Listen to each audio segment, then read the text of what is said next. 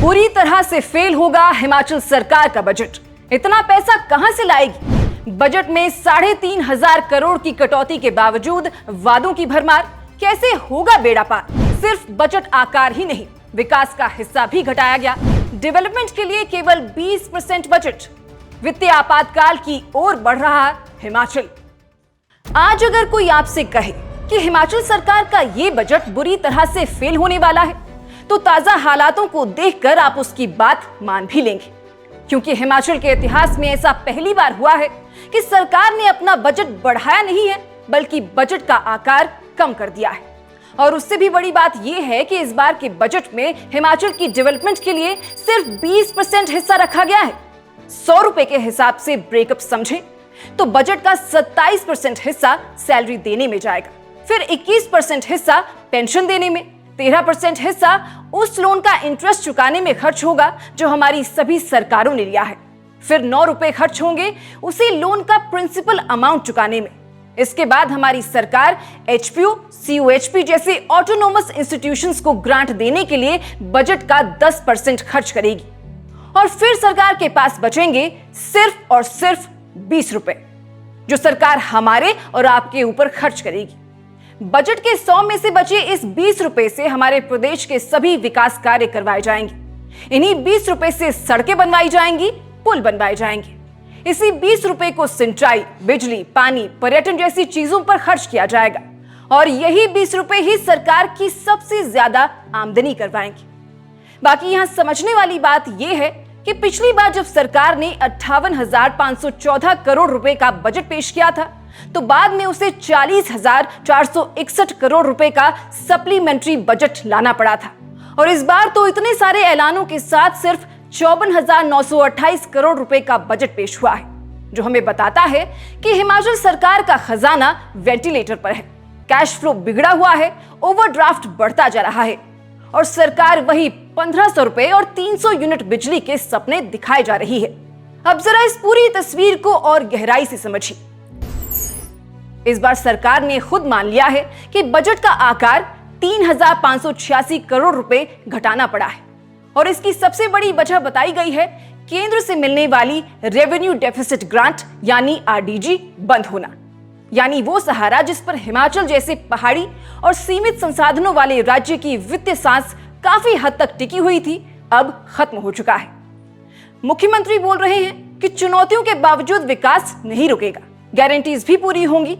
अधूरे पड़े 300 कामों के लिए 500 करोड़ का प्रावधान भी किया जा रहा है।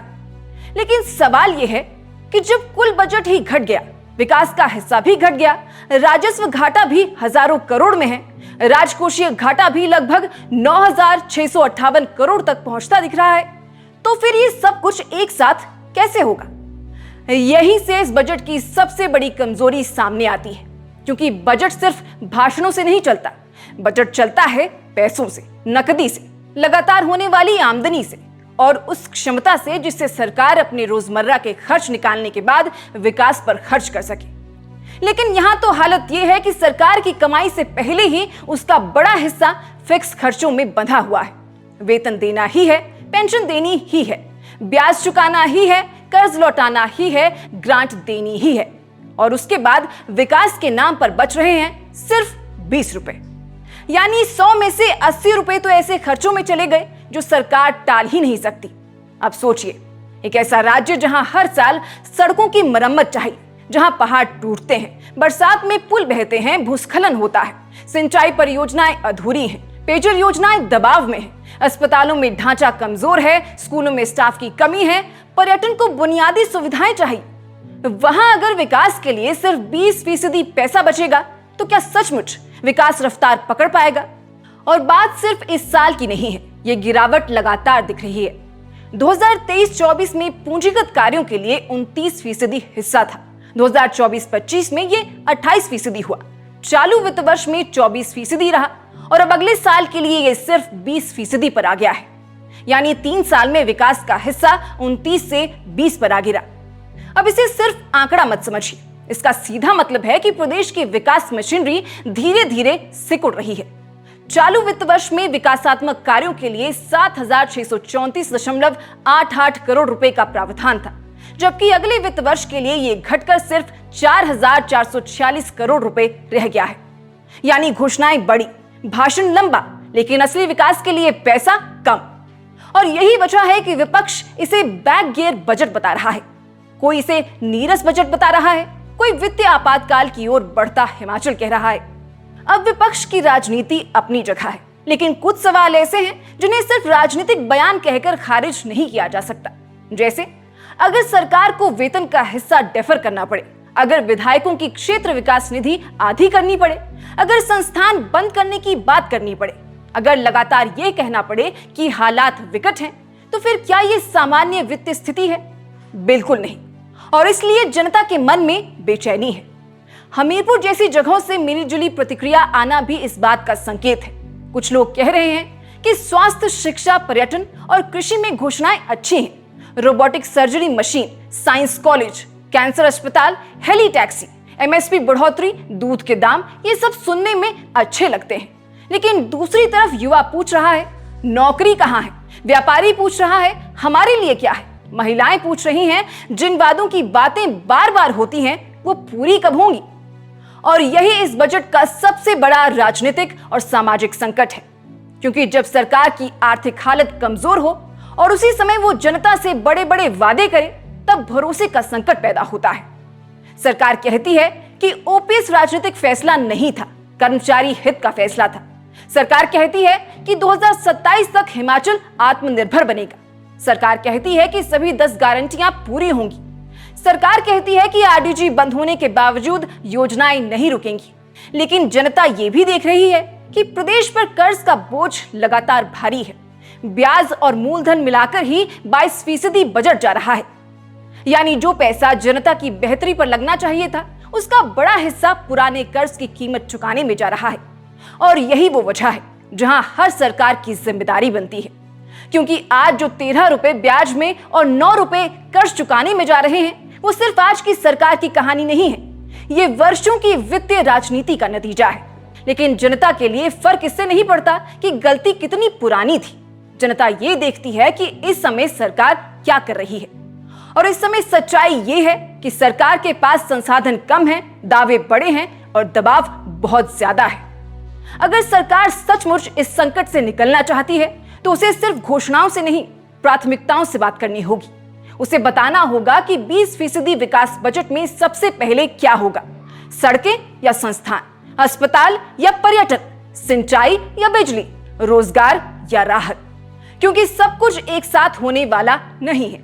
और अगर सरकार ये मान रही है कि अधूरे पड़े 300 काम पूरे करेगी, तो जनता ये भी पूछेगी कि बाकी हजारों जरूरतों का क्या होगा। अगर सरकार कहती है कि महिलाओं को 1500 रुपए देगी, 300 यूनिट बिजली देगी, युवाओं के लिए योजनाएं लाएगी, ग्रामीण अर्थव्यवस्था मजबूत करेगी, तो फिर उसका साफ वित्तीय रोडमैप भी सामने आना चाहिए। वरना ये बजट धीरे धीरे उस स्थिति में पहुंच जाएगा जहां घोषणाएं कागज पर रहेंगी और जमीन पर कटौती नजर आएगी। और हिमाचल जैसे राज्य के लिए यही सबसे बड़ा खतरा है, क्योंकि यहाँ विकास रुकने का मतलब सिर्फ परियोजनाएं रुकना नहीं होता। यहाँ विकास रुकने का मतलब होता है गांव का रास्ता अटक जाना, पेयजल योजना लटक जाना, स्कूल का भवन अधूरा रह जाना, अस्पताल में सुविधा ना पहुंचना, किसान की लागत बढ़ना, नौजवान का इंतजार लंबा होना। इसलिए ये बहस सिर्फ आंकड़ों की नहीं है, ये बहस हिमाचल के भविष्य की है। क्या हम एक ऐसे मॉडल की तरफ बढ़ रहे हैं जहां सरकार का ज्यादातर पैसा पुराने बोझ उठाने में जाएगा और नया हिमाचल बनाने के लिए बहुत कम बचेगा? क्या हम उस दौर में दाखिल हो रहे हैं जहां बजट भाषण लंबे होंगे लेकिन विकास की लाइन छोटी होती जाएगी? क्या हम उस स्थिति की तरफ बढ़ रहे हैं जहां सरकार हर साल कहेगी कि हालात कठिन हैं, केंद्र ने साथ नहीं दिया, पिछली सरकार जिम्मेदार है, लेकिन आम आदमी को राहत फिर भी नहीं मिलेगी? यही वजह है कि इस बजट को लेकर सवाल इतने तेज हैं, क्योंकि बजट घटा है, विकास घटा है, घोषणाएं बढ़ी हैं, उम्मीदें बढ़ाई गई हैं, लेकिन संसाधन कम हुए हैं। और जब संसाधन कम हो और वादे ज्यादा, तब बजट का फेल होना सिर्फ आशंका नहीं रहता, एक वास्तविक खतरा बन जाता है। इसलिए इस बजट की असली परीक्षा विधानसभा में तालियां बजने से नहीं होगी। इसकी असली परीक्षा होगी, क्या सरकार बिना नए वित्तीय झटके के साल निकाल पाती है? क्या कर्मचारियों, पेंशनरों, विकास कार्यों और गारंटियों के बीच संतुलन बना पाती है? क्या फिर से अनुपूरक बजट का पहाड़ खड़ा नहीं होगा? क्या जनता को राहत सचमुच जमीन पर दिखती है? और अगर ऐसा नहीं हुआ तो फिर यही कहा जाएगा कि हिमाचल सरकार ने एक ऐसा बजट पेश किया जिसमें शब्द बहुत थे, संकल्प बहुत थे, लेकिन सामर्थ्य की बहुत कमी थी। और तब ये बात और जोर से सुनाई देगी कि हिमाचल का खजाना सचमुच वेंटिलेटर पर है, कैश फ्लो बिगड़ चुका है और प्रदेश वित्तीय आपातकाल से पहले वाली खतरनाक ढलान पर खड़ा है। बाकी बजट के 100 रुपए में से सिर्फ 20 रुपए आम आदमी पर खर्च करना किस तरह के सोशल और इकोनॉमिक जस्टिस का उदाहरण है, ये आप हमें कमेंट बॉक्स में बताइएगा और हिमाचल के हर आदमी तक इस वीडियो को पहुंचाइएगा। अभी फिलहाल के लिए इस रिपोर्ट में बस इतना ही। नमस्कार।